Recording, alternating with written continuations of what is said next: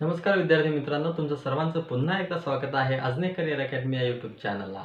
कालच्या व्हिडिओमध्ये आपण मराठी ग्रामर लेक्चरची सुरुवात केलेली आहे। त्यामध्ये तुम्हाला बेसिक गोष्टी आपण सांगितलेल्या आहे।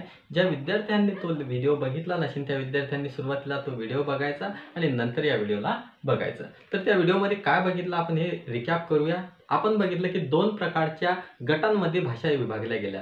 पहिला गट बघितला होता आपण आर्य गटातील भाषा किंवा इंडो युरोपियन भाषा, जे 74% लोक भारतामध्ये बोलतात। त्यानंतर दुसरा बघितला आपण द्रविडियन गटातली भाषा की जे 24% भारतातले लोक बोलतात।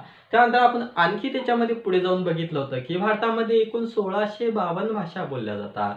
तर कलम 343 नुसार, भारतीय राज्यघटनेच्या कलम 343 नुसार फक्त 22 भाषांना राजभाषेचा किंवा राजकीय भाषेचा दर्जा देण्यात आला आहे। त्यानंतर भारताची अशी कोणतीच राष्ट्रीय भाषा नाही।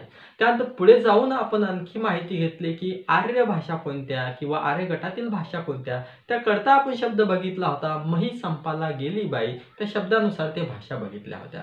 त्यानंतर दुसऱ्या द्रविडियन गटातील भाषा, त्याकरता आपण शब्द बघितला होता मते कातर, त्या भाषा 4 होत्या। त्यानंतर आपण मूळ भाषा म्हणजे अभिजात भाषा कोणत्या हे सुद्धा बघितलं होतं। तर त्या अभिजात भाषेसाठी शब्द बघितला होता की संत कमवते, हा शब्द बघितला होता। त्यानंतर मराठी भाषेवरती जे अभिजात भाषा दर्जा देण्यात यावा त्याकरता एक समिती नेमण्यात आली होती। त्या समितीचं नाव सुद्धा आपण बघितलं होतं, ते म्हणजे रंगनाथ पठारे समिती। या अशा बऱ्याचशा गोष्टी आपण त्या व्हिडिओमध्ये बघितल्या होत्या। त्या व्हिडिओचं मी रिकॅप तुम्हाला याकरता देत आहे की या लेक्चरमध्ये तुमची आता लिंक लागणार आहे।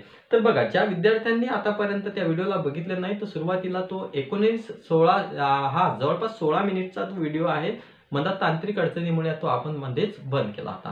तर आता आपण कंटिन्यू या लेक्चरला सुरुवात करूया। तर बघा, आता आज आपल्याला काय बघायचं आहे, तर आज आपल्याला भाषा म्हणजे काय ते बघायचं आहे। तर बघा, भाषा म्हणजे काय हे सुरुवातीला आपल्याला माहित असणं आवश्यक आहे। पण त्यापूर्वी आपण बघू मराठी भाषेचा उगम किंवा तिचा विकास कुठून झाला।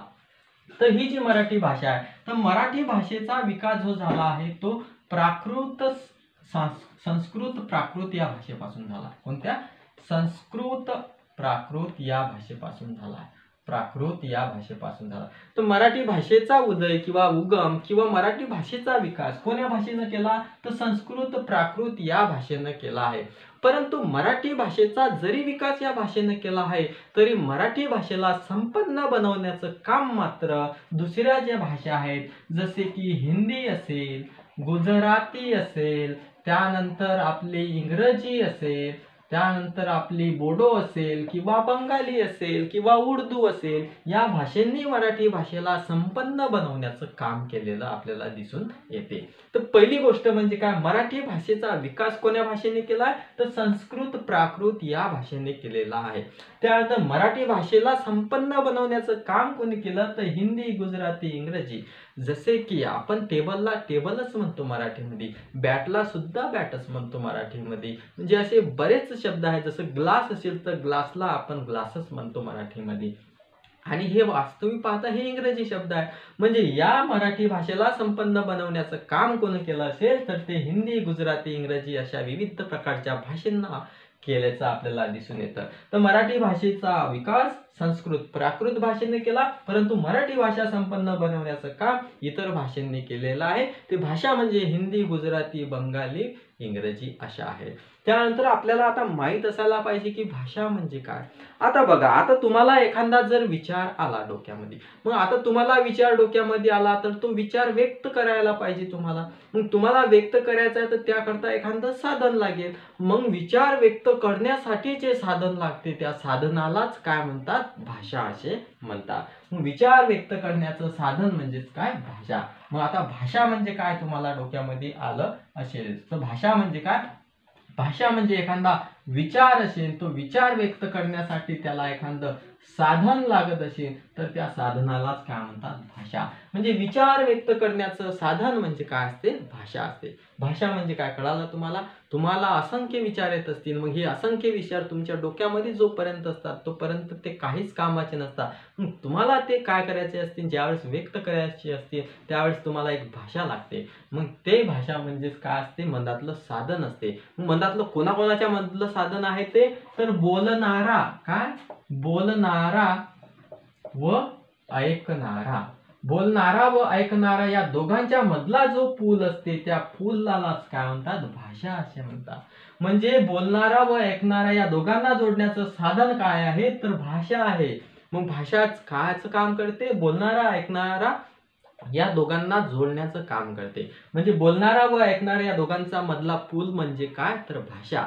तर भाषा म्हणजे काय आता तुम्हाला कळलं असेल. विचार व्यक्त करण्यासाठी आपण जे साधन वापरतो त्या साधनाला काय म्हणतात, भाषा असे म्हणतात. किंवा विचार व्यक्त करणारे साधन म्हणजे भाषा, आणि बोलणारा व ऐकणारा यांना जोडणारा पूल म्हणजे सुद्धा काय असते, भाषा असते. आणि भाषा ही ठराविक कालावधीनंतर आणि ठराविक अंतरानंतर काय होत असते, बदलत असते. जसे तुम्ही नागपूर साईडला विदर्भामध्ये जासाल तर वेगळ्या प्रकारची भाषा, बुलढाण्याला वेगळी भाषा, त्यानंतर पुढे खानदेशात जासाल तर तुम्हाला वेगळी भाषा, तिकडे तुम्ही पश्चिम महाराष्ट्रामध्ये जासाल पुणे साईड वगैरेला, मुंबईला जासाल तर वेगळी भाषा, कोकणात जासाल तर वेगळी भाषा. म्हणजे भाषा काय होत असते, तर भाषा ही प्रत्येक कालावधीनंतर, प्रदेशानंतर, ठराविक कालावधीनंतर किंवा प्रदेशानंतर, किलोमीटर नंतर काय होत असते, बदलत असते. हे गोष्टी आपल्याला माहित पाहिजे. आणि भाषा जर कोणाला शिकायचं असेल तर त्या भाषेचं कौशल्य आपल्याला असायला पाहिजे. आणि भाषेचं कौशल्य कशावर अवलंबून असते, तर भाषेचं कौशल्य हे अवलंबून असते ऐकण्यावर. कशावर, ऐकणे, त्यानंतर लिहिणे, त्यानंतर वाचणे. काय, लेखन वाचन आम्ही कार्यक्रम तर ते नाही, तर काय, लिहिणे, ऐकणे, लिहिणे, वाचणे याच्यावरती काय अवलंबून असतं, तर भाषा कौशल्य अवलंबून असतं. मग भाषा कौशल्य कशावर अवलंबून आहे, तर भाषा कौशल्य अवलंबून आहे ऐकण्यावर, लिहिण्यावर आणि वाचण्यावर. मग आता आपण जे भाषा बघत आहे, मराठी भाषा किंवा कोणतीही भाषा असो, या भाषेचे दोन प्रकार पडतात. पहिला प्रकार म्हणजे काय असते, तर नैसर्गिक किंवा स्वाभाविक भाषा. कोणती, नैसर्गिक किंवा स्वाभाविक भाषा. स्वाभाविक भाषा.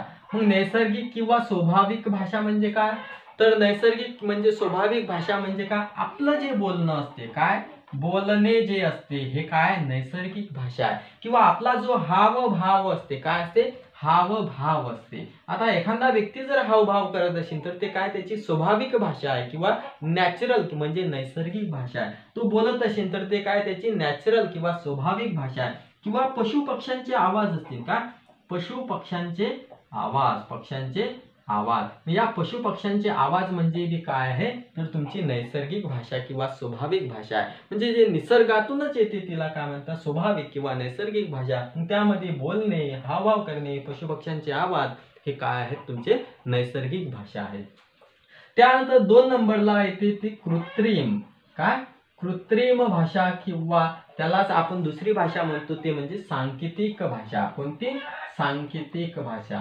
सांकेतिक म्हणजे एखादा संकेतांक असते त्याला काय म्हणतात, कृत्रिम किंवा सांकेतिक भाषा. म्हणजे कृत्रिम किंवा सांकेतिक भाषा म्हणजे काय, तर अक्षर. म्हणजे जे आपण बोलत असतो त्या बोलण्याच्या ज्या खुणा असतात, म्हणजे बोलण्याच्या ज्या खुणा असतात किंवा ध्वनीच्या ज्या खुणा असतात, त्या ध्वनीच्या किंवा आवाजाच्या खुणा ज्या असतात त्या खुणा म्हणजे काय असतात, अक्षर असतात. आणि हे अक्षर काय असते, कृत्रिम असते. अक्षर काय असते, कोणी तयार केलं अक्षर, तर माणसानं तयार केलं. म्हणजे ज्या गोष्टी माणूस तयार करत असतो ते काय, कृत्रिम किंवा आर्टिफिशियल म्हणतो किंवा त्याला सांकेतिक म्हणतात. ते संकेत आहे. समजा फॉर एक्झाम्पल हा काय, संकेत आहे किंवा संकेतांक आहे किंवा हे एक अक्षर आहे. मग हे जे अक्षर आहे तर हे अक्षर काय आहे, तर कृत्रिम भाषा आहे किंवा सांकेतिक भाषा. मग भाषेचे 2 ठळक प्रश्न.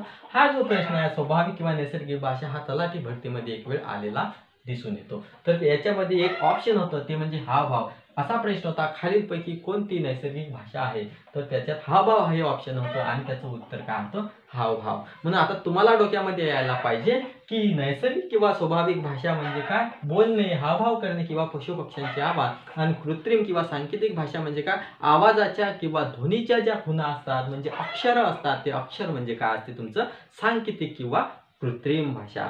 मग आता आपण हेच अभ्यास करत असताना आपल्याला माहित पाहिजे की मराठी भाषेचा उगम कसा झाला. तर मराठी भाषेचा उगम कसा झाला, तर मराठी भाषेचा विकास बघितला आपण. विकास कोणत्या भाषेपासून झाला, तर संस्कृत प्राकृत या भाषेपासून झाल्याचा आपल्याला दिसून येतो. मराठी भाषेचा उगम किंवा मराठी भाषेचा संस्कृत प्राकृत संस्कृत प्राकृत या भाषेपासून मराठी भाषेचा काय झालेला आहे, विकास झालेला आहे हे आपल्याला माहित आहे. त्यानंतर आपल्याला माहित पाहिजे की मराठी भाषेमधले काही जे शब्द आहेत ते कुठून आलेले आहे. जसे फॉर एक्झाम्पल भाषा. मग भाषा हा शब्द संस्कृत मधील भाष या शब्दापासून आलेला आहे. कोणत्या? भाष या धातूपासून आलेला आहे. काय? भाषा हा शब्द भाष या धातूपासून आलेला आहे. त्यानंतर लिखाण. मग लिखाण हा शब्द लिख या संस्कृत धातूपासून आलेला आहे. कोणत्या? लिख. लिख या संस्कृत धातूपासून आलेला आहे. त्यानंतर काय? आपले भाषा झाली भाष, लिखाण झालं लिख. त्यानंतर लिपी. लिपी हा जो शब्द आहे मराठीतला हा कुठून आलेला आहे, तर संस्कृत धातू तो म्हणजे लिप. या तीन गोष्टी महत्वाच्या आहेत.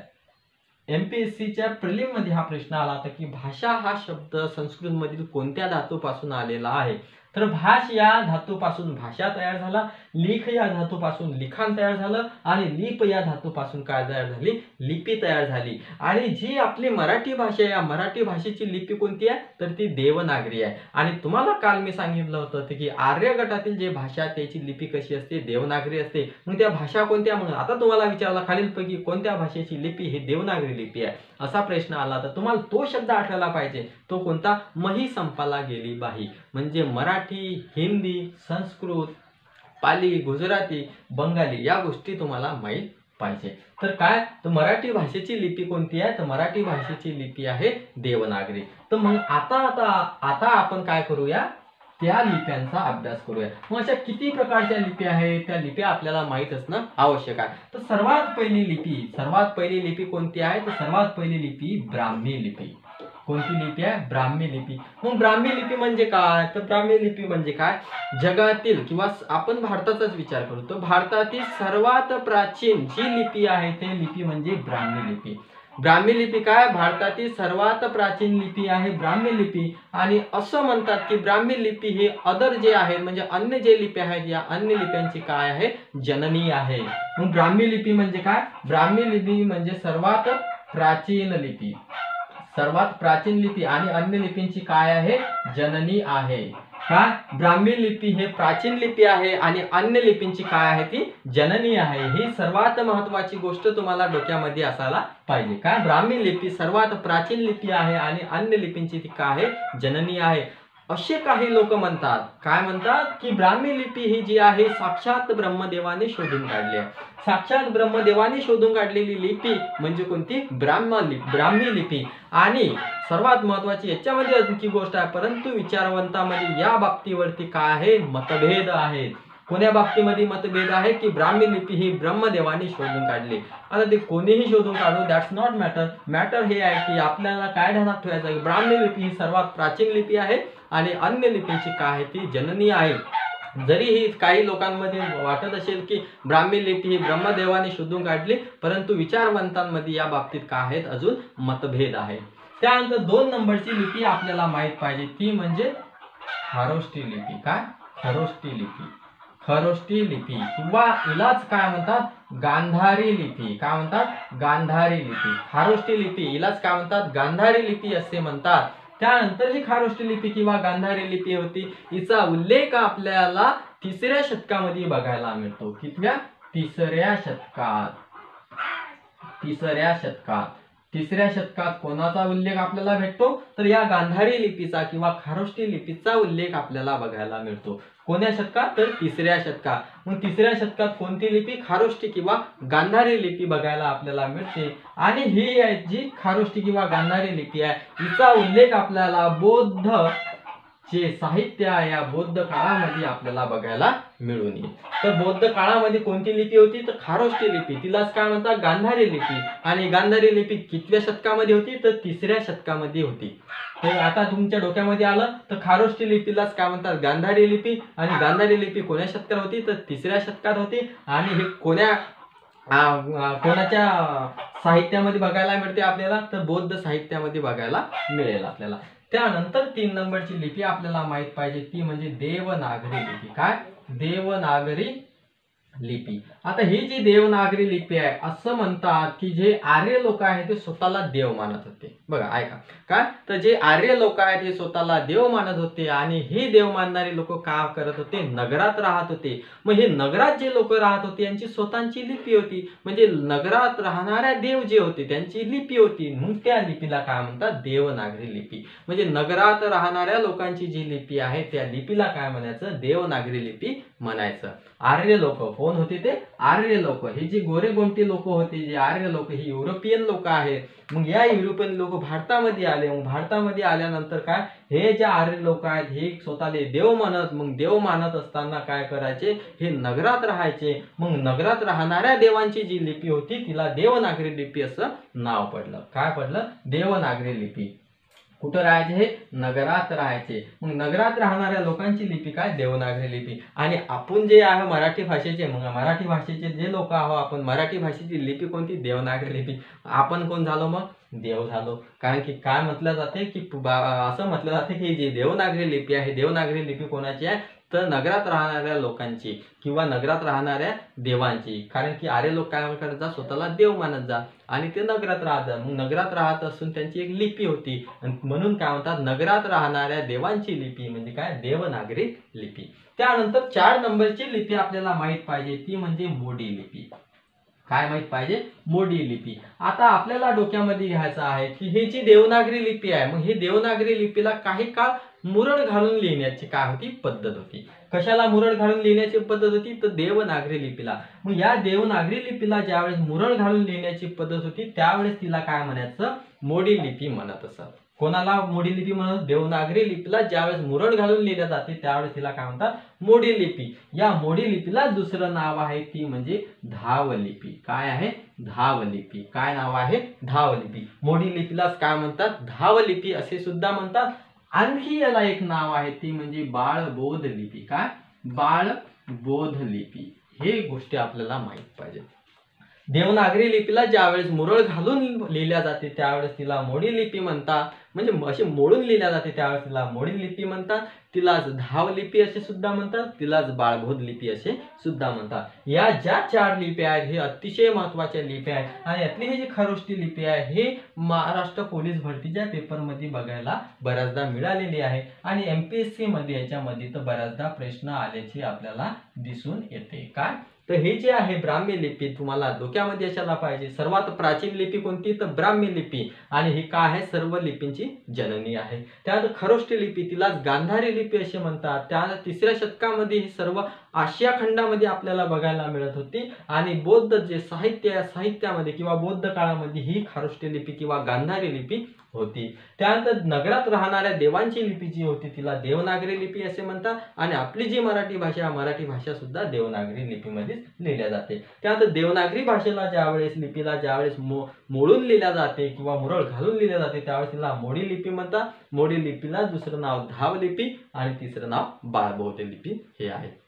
तर हे काय आहेत, मराठी भाषेच्या काही महत्त्वाच्या लिपी आहेत। या गोष्टी आपल्याला माहित असणं आवश्यक आहे। तर आता आपण बघूया की महाराष्ट्रातील जे काही आद्य ग्रंथ संपदा आहे किंवा मराठी भाषेचे जे काही आद्य ग्रंथ संपदा आहे हे माहित असणं आपल्याला आवश्यक आहे। तर याच्यावरती बऱ्याचदा प्रश्न आपल्याला एक्झाम मध्ये बघायला मिळालेले आहेत। तर आता आपण बघूया की महाराष्ट्रातील किंवा मराठी भाषेची आद्य ग्रंथ संपदा काय बघणार आपण आणि याच्यावरती 101% प्रश्न तुम्हाला बघायला मिळेल। अतिशय महत्त्वाचा पॉइंट आता काय, महाराष्ट्रातील आद्य ग्रंथ संपदा काय आहे, आद्य ग्रंथ संपदा। मग आद्य ग्रंथ संपदा बघायची आपल्याला तर सुरुवातीला आपल्याला माहित पाहिजे, काय माहित पाहिजे, तर आपल्याला माहित पाहिजे मुकुंदराज। काय, मुकुंदराज हा ग्रंथ मुकुंदराज यांनी काय लिहिलं, तर मुकुंदराज यांनी कोणता ग्रंथ लिहिला, तर विवेक सिंधू हा ग्रंथ लिहिला। काय, विवेक सिंधू हा ग्रंथ लिहिला।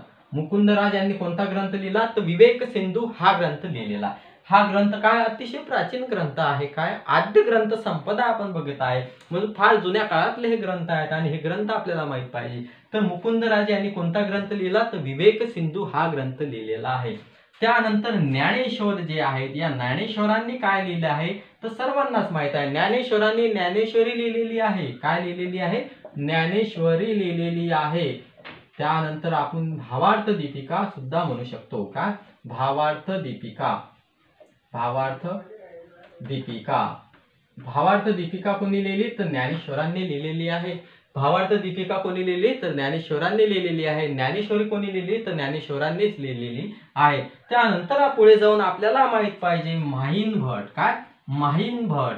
माहीन भट. या माहीन भट यांनी काय लिहिलेलं आहे? तर माहीन भट यांनी लिहिलेलं आहे काय? लीळाचरित्र. काय? लीळाचरित्र. लीळाचरित्र कोणी लिहिलं? तर माहीन भट यांनी लिहिलेलं आहे. ही महत्वाची गोष्ट आहे. ज्ञानेश्वरांनी ज्ञानेश्वरी किंवा भावार्थ दीपिका, त्यानंतर माहीन भट यांनी लीळाचरित्र लिहिलेलं आहे. त्यानंतर पुढे जाऊन आपल्याला माहित पाहिजे केशवदेव. काय? केशवदेव. हे जे केशवदेव व्यास आहेत, या केशवदेव व्यास यांनी काय लिहिलं आहे? तर दृष्टांत पाठ लिहिला आहे. काय? दृष्टांत पाठ लिहिलेला आहे. दृष्टांत पाठ कोणी लिहिला? तर केशवदेव व्यास यांनी लिहिलेला आहे. या गोष्टी क्लिअर असायला पाहिजे. तर काय? माहीन भट यांनी लीळाचरित्र लिहिलं आहे. केशवदेव व्यास यांनी काय? दृष्टांत पाठ लिहिला आहे. त्यानंतर महत्वाची गोष्ट म्हणजे भीष्माचार्य. हा प्रश्न बऱ्याचदा आलेला आहे. काय? भीष्माचार्य. मग भीष्माचार्य यांनी काय लिहिलं? तर भीष्माचार्य यांनी लिहिलेलं आहे. काय लिहिलेलं आहे? तर पंचवार्तिक. काय? पंचवार्तिक. पंचवार्तिक हा ग्रंथ लिहिलेला आहे. बघा, हे जी 5 लिहिलेले आहे मी ना 1 2 3 4 5, हे 5 जी ग्रंथ संपदा आहे मराठीतील आद्य ग्रंथ संपदा आहे.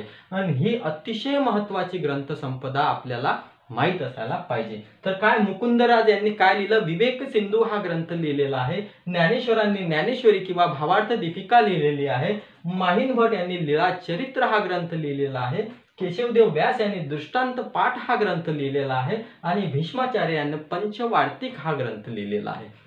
ही मराठी भाषेची काय? आद्य ग्रंथ संपदा आहे. आणि सर्व काय आहेत? मराठी भाषेचेच ग्रंथ आहेत. आणि हे ग्रंथ तुम्हाला बऱ्याचदा एक्झाम मध्ये बघायला मिळतील. आता यामध्ये हे जे ज्ञानेश्वरी आहे, ज्ञानेश्वरांनी लिहिलेली भावार्थ दीपिका, हा सर्वांनाच माहित आहे. हा प्रश्न बऱ्याचदा आलेला आहे. त्यानंतर भीष्माचार्याची जे पंचवार्तिक आहे, हा प्रश्न सुद्धा बऱ्याचदा आलेला आहे. विवेक सिंधू मुकुंदराज यांनी सुद्धा आलेला आहे. तुम्ही जर एक वेळ जरी हे वाचून काढलं तर तुमच्या परमनंटली ध्यानात राहील. मुकुंदराज, विवेक सिंधू. कन्फ्युजन कुठे होणार आहे ते मी तुम्हाला आता सांगून देतो. कन्फ्युजन होणार आहे माहीन भट आणि केशवदेव व्यास.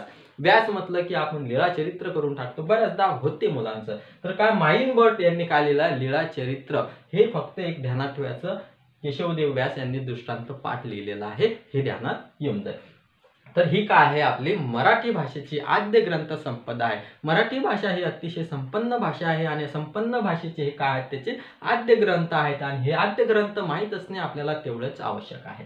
काय? मुकुंदराज यांनी विवेक सिंधू, ज्ञानेश्वरांनी ज्ञानेश्वरी किंवा भावार्थ दीपिका, माहीन भट यांनी लीळाचरित्र लिहिलेलं आहे. केशवदेव व्यास यांनी दृष्टांत पाठ हा ग्रंथ लिहिला. तर भीष्माचार्य यांनी पंचवार्तिक हा ग्रंथ लिहिलेला आहे. आणि हे काय? तुम्ही जेवढ्या वेळ याला रिपीट करताना तेवढं तुमचं योग्य असणार आहे. चला आता तर पुढे जाऊन बघू. आता यांच्या थोडंसं ऍडव्हान्स पुढे जाऊ आपण. आता 1805 मध्ये येऊ. तर बघा, 1805 मध्ये काय झालं? एक इंग्रज व्यक्ती होता. हा इंग्रज व्यक्ती भारतामध्ये आला. कोण? एक इंग्रज व्यक्ती होता. तो इंग्रज व्यक्ती भारतामध्ये आला. आणि भारतामध्ये येऊन इंग्रज व्यक्ती मराठी भाषेचा अभ्यास करतो. आणि मराठी भाषेचा अभ्यास केल्यानंतर मराठी ग्रामरचा अभ्यास किंवा व्याकरणाचा अभ्यास करतो. आणि या व्याकरणाचा अभ्यास केल्यानंतर स्वतःचं पुस्तक लिहितो, the grammar of Maratha language. काय करतो? The grammar of Maratha language हे पुस्तक लिहितो. The grammar of Maratha language. आणि त्या व्यक्तीचं नाव काय? त्या व्यक्तीचं नाव असते विल्यम कॅरी. काय? William carry. विल्यम कॅरी यांनी काय केलं? तर 1805 मध्ये. कधी? 1805 मध्ये भारतात आला. कोण आला? विल्यम कॅरी हा व्यक्ती 1805 मध्ये भारतात येऊन भारतात एक पुस्तक लिहितो. त्या पुस्तकाचं नाव काय? The grammar of Maratha language. काय? The grammar of Maratha language. The grammar of Maratha language हे पुस्तक कोण लिहिलं? तर ग्रामर ऑफ मराठा लँग्वेज हे पुस्तक लिहिलं आहे विल्यम कॅरी या इंग्रज व्यक्तीनं. कधी लिहिलं? तर 1805. ही गोष्ट माहित असणे आवश्यक आहे. The grammar of Maratha language हे कोणी लिहिलं? तर हे एका इंग्रज व्यक्तीने लिहिलं. इंग्रज व्यक्ती भारतामध्ये आला, मराठी भाषेचा अभ्यास केला, त्याचा ग्रामरचा अभ्यास केला. ग्रामरचा अभ्यास केल्यानंतर त्यांनी काय केलं? 1805 ला त्यांनी एक पुस्तक लिहिलं. आणि त्या पुस्तकाचं नाव आहे the grammar of Maratha language. त्यानंतर पुढे जाऊन आपल्याला असं माहित पाहिजे, ते पहिली गोष्ट हे झाली. दुसरी गोष्ट माहित पाहिजे, दादोबा पांडुरंग तर्खडकर. काय? दादोबा पांडुरंग रंग तरखडकर, हे एक नाव पाहिजे, साल 1836. त्यानंतर दुसरा व्यक्तीचं नाव आपल्याला माहित पाहिजे, ते नाव म्हणजे काय, गंगाशास्त्री फडके. काय, गंगाशास्त्री फडके. मग या गंगाशास्त्री फडके जे आहेत यांचं सुद्धा साल काय, 1836 माहित पाहिजे. आता हेच जे दोन व्यक्ती आहेत, एक म्हणजे दादोबा पांडुरंग तरखडकर 1836 मध्ये त्यांनी एक पुस्तक लिहिलं, त्यानंतर गंगाशास्त्री फडके 1836 मध्येच त्यांनी एक पुस्तक लिहिलं, आणि त्या दोघांच्याही पुस्तकाचं नाव एकच होतं, आणि ते पुस्तकाचं नाव म्हणजे काय, महाराष्ट्र भाषेचे व्याकरण. काय होतं, महाराष्ट्र भाषेचे व्याकरण. महाराष्ट्र भाषेचे व्याकरण. बघ, अतिशय महत्वाची गोष्ट आहे, दोघांचेही साल एकच आहेत, 1836 आणि दोघांच्याही पुस्तकाचं नाव एकच आहे, ते नाव म्हणजे महाराष्ट्र भाषेचे व्याकरण. पहिला व्यक्ती कोण, दादोबा पांडुरंग तरखडकर, अतिशय जबरदस्त समाजसेवक. या समाजसेवकाने 1836 ला मराठी भाषेचे, महाराष्ट्र भाषेचे व्याकरण हे पुस्तक लिहिलं. त्यानंतर गंगाशास्त्री फडके यांनी सुद्धा 1836 ला महाराष्ट्र भाषेचे व्याकरण हे पुस्तक लिहिलं. इथं कन्फ्युज व्हायला नको की या दोघांचेही साल एकच आहे आणि दोघांच्याही पुस्तकाचं नाव काय, एकच आहे. दादोबा पांडुरंग तरखडकर 1836 ला काय लिहिलं, त्यांनी पुस्तक लिहिलं, महाराष्ट्र भाषेचे व्याकरण. गंगाशास्त्री फडके यांनी 1836 ला एक पुस्तक लिहिलं, आणि त्या पुस्तकाचं नाव सुद्धा काय होतं, महाराष्ट्र भाषेचे व्याकरण. हे अतिशय महत्वाची गोष्ट आहे. त्यानंतर पुढे जाऊन आपल्याला एक गोष्ट अजून माहित असायला पाहिजे, ते म्हणजे मोरो केशव दामले. काय, मोरो केशव दामले. आता मोरो केशव दामले जे आहेत, हे मोरो केशव दामले यांनी 1911 ला एक पुस्तक लिहिलं, आणि त्या पुस्तकाचं नाव काय होतं, तर शास्त्रीय मराठी भाषेचे व्याकरण किंवा शास्त्रीय मराठी व्याकरण. काय, शास्त्रीय मराठी व्याकरण. मग शास्त्रीय मराठी व्याकरण कोणी लिहिलं, तर शास्त्रीय मराठी व्याकरण हे लिहिलं मोरो केशव दामले यांनी 1919 ला. हे मराठी ग्रामरचे पुस्तक आहेत. कशाचे आहेत, मराठी ग्रामरचे पुस्तक आहे. तर पहिलं पुस्तक काय बघितलं आपण, तर एक व्यक्ती होता, इंग्रज व्यक्ती विल्यम कॅरी यांनी 1805 ला the grammar of Marathi language हे पुस्तक लिहिलं. त्यानंतर गंगाशास्त्री फडके आणि दादोबा पांडुरंग तरखडकर यांनी 1836 ला महाराष्ट्र भाषेचे व्याकरण हे पुस्तक लिहिलं.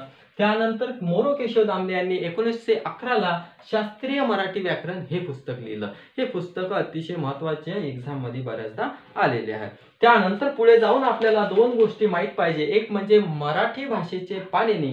काय, मराठी भाषेचे पाणिनी आणि मराठी भाषेचे शिवाजी. या दोन गोष्टी माहित असणे आवश्यक आहे. तर या दोन गोष्टी अतिशय महत्वाच्या आहेत, कारण की हे कन्फ्यूज वेळेवरती करतात. पहिलं काय, मराठी भाषेचे पाणिनी. मग मराठी भाषेचे पाणिनी कोण, तर हा प्रश्न पहिला आहे आपला. काय, मराठी भाषेचे पाणिनी, तर मराठी भाषेचे पाणिनी म्हणून ओळखल्या जाते दादोबा पांडुरंग तरखडकर. काय, दादोबा पांडुरंग तरखडकर. ही गोष्ट महत्वाची आहे. काय, मराठी भाषेचे पाणिनी. मराठी भाषेचे पाणिनी कोण, दादोबा पांडुरंग तरखडकर. त्यानंतर 2 नंबरला आपल्याला माहित पाहिजे मराठी भाषेचे शिवाजी. मराठी भाषेचे शिवाजी. मग मराठी भाषेचे शिवाजी कोण, तर मराठी भाषेचे शिवाजी आहेत विष्णू शास्त्री चिपळूणकर. कोण, विष्णू शास्त्री चिपळूणकर.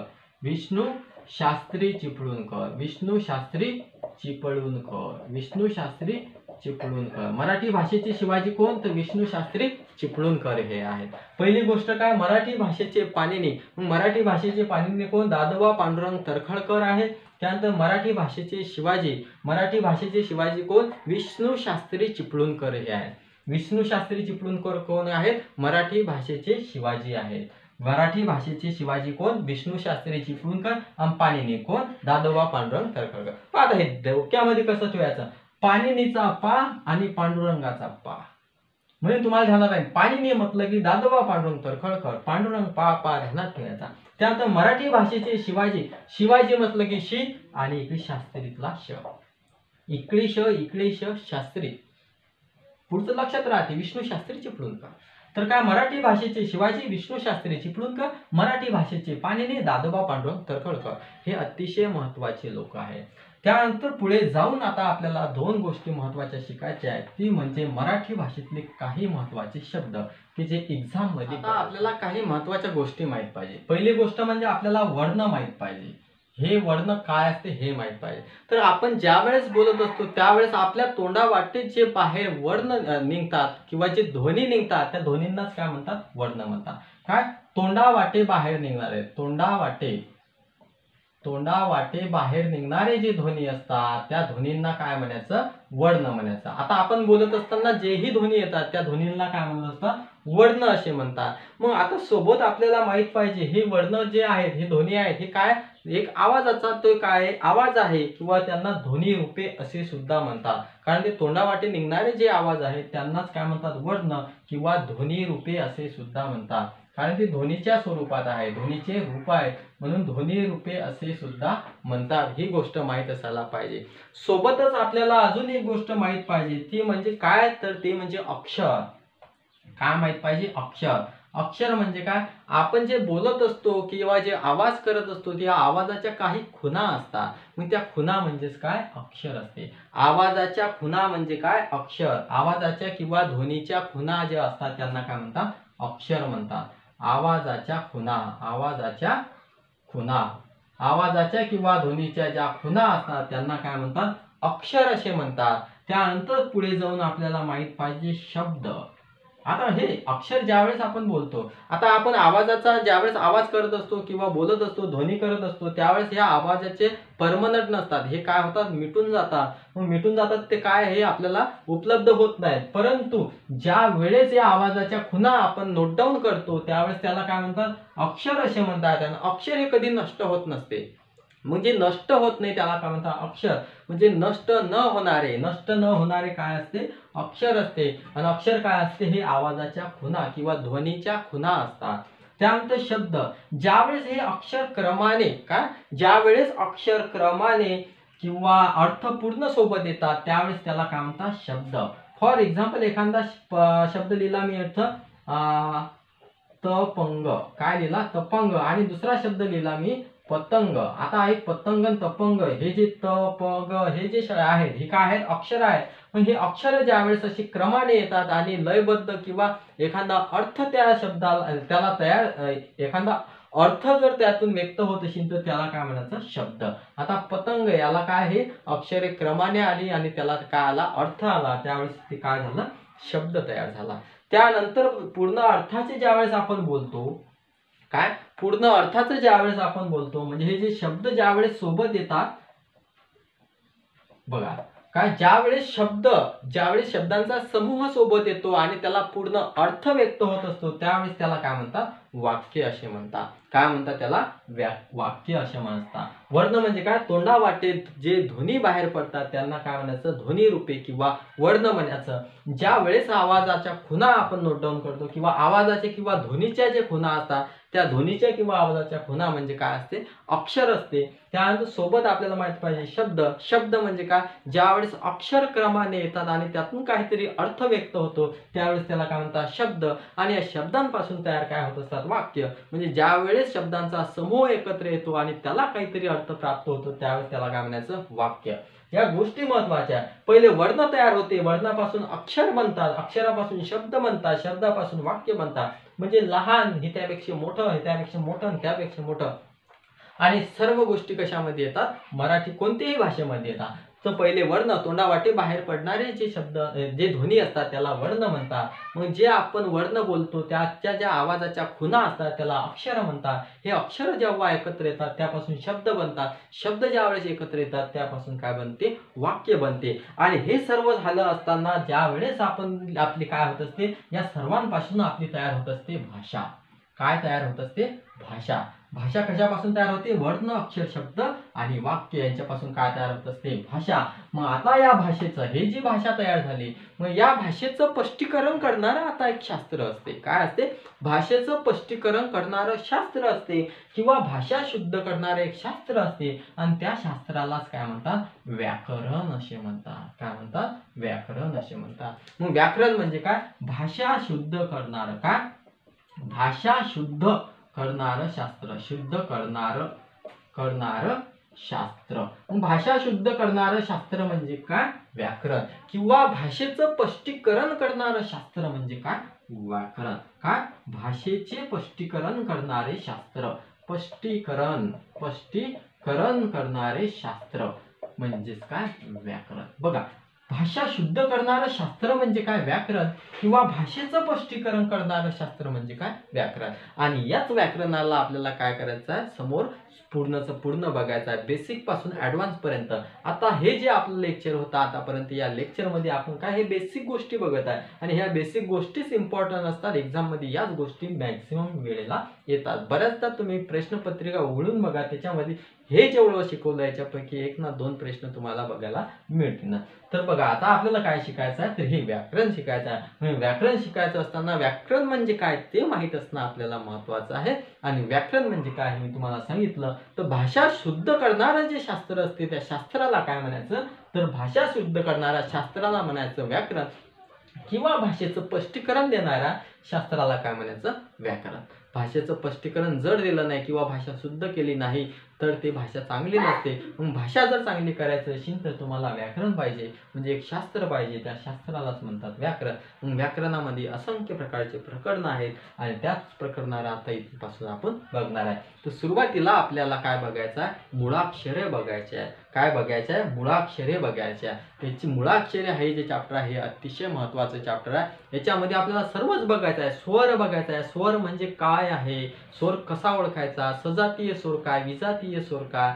त्यानंतर दीर्घ स्वर काय? ऱ्हस्व स्वर काय? सगळ्या गोष्टी महत्त्वाच्या आहेत. सोबतच आपल्याला व्यंजन पाहायचे आहे. कठोर व्यंजन कोणते? मृदू व्यंजन कोणते? त्यानंतर अर्धस्वर कोणते? महाप्राण कोणता? त्यानंतर कंठस्थ काय? त्या सगळ्याच गोष्टी ज्या आहेत ते सविस्तर आपल्याला बघायचं आहे. म्हणून काय करायचं आहे? तुम्हाला अजून व्हिडिओला लाईक वगैरे केलं नसेल तर व्हिडिओला लाईक करायचा आहे आणि चॅनलला जर सबस्क्राईब केलं नसेल तर चॅनलला सबस्क्राईब सुद्धा करायचं आहे. तर बघा, आता अजून पुढच्या लेक्चरमध्ये आपण सविस्तर आता काय करणार आहे? या लेक्चरला घेणार आहोत. तर या लेक्चरमध्ये आपण मराठी ग्रामरचा जोही बेस होता हा बेस आता कंप्लीट केलेला आहे. आता ॲडव्हान्स ग्रामर आपलं उद्यापासून सुरू होणार आहे. तोपर्यंत